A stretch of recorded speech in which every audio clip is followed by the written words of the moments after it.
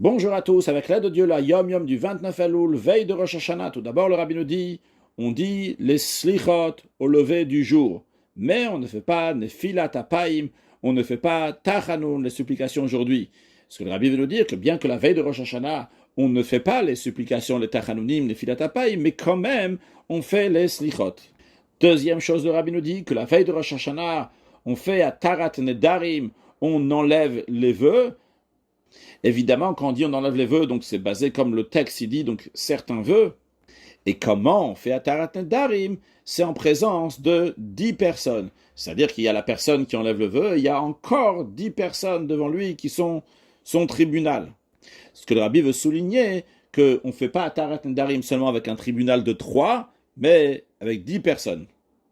Troisièmement, vu que le 29 Elul 5703, lorsque le Hayom Yom a été écrit, c'était un mercredi, veille de Rosh Hashanah, et donc Rosh Hashanah allait être jeudi et vendredi. Dans un tel cas, on fait Eruv Tafshilin, c'est-à-dire pour qu'on puisse préparer des aliments pendant Yom Tov, pendant le jour de fête, pour Shabbat. Donc vendredi, on va pouvoir cuisiner, bien qu'on est pendant Yom Tov, on va pouvoir cuisiner pour Shabbat. Pour cela, il faut faire un Eruv Tafshilin qui consiste en prenant deux aliments, un aliment qui est cuit par bichoul et un aliment qui est cuit par afia.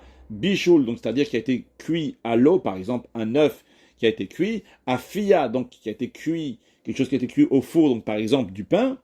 Donc on prend deux aliments et on fait donc ce qu'on appelle le Eruv Tafshilin qui permettra de préparer vendredi pour Shabbat, de même pour pouvoir allumer les bougies vendredi avant l'entrée de Shabbat, etc. Il y a besoin de faire ce Eruv Tafshilin.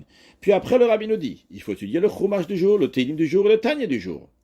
Après, le Rabbi nous dit encore une chose, que la veille de Rosh Hashanah, c'est le jour de l'anniversaire, le jour qu'est né le Tzemar Tzedek, que plus tard est devenu le troisième Rabbi de Chabad, Rabbi Menachem Mendel, en 5549, qui correspond à 1789.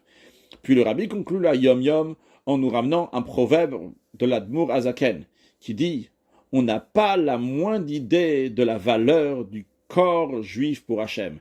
C'est-à-dire, l'Admour Azaken veut souligner ici pas seulement l'importance de l'âme du juif, mais que le corps du juif a une valeur énorme devant Akadosh Baruch Hu. Peut-être c'est lié avec la veille de Rosh Hashanah, que le jour de Rosh Hashanah, le Rabbi souvent ramène des Agaot Maimoniot du Maharam de Rothenburg, que le jugement de Rosh Hashanah est pour les choses matérielles, pour le corps du juif. On nous dit ici que le corps du juif est aussi très important chez Akadosh Baruch Hu.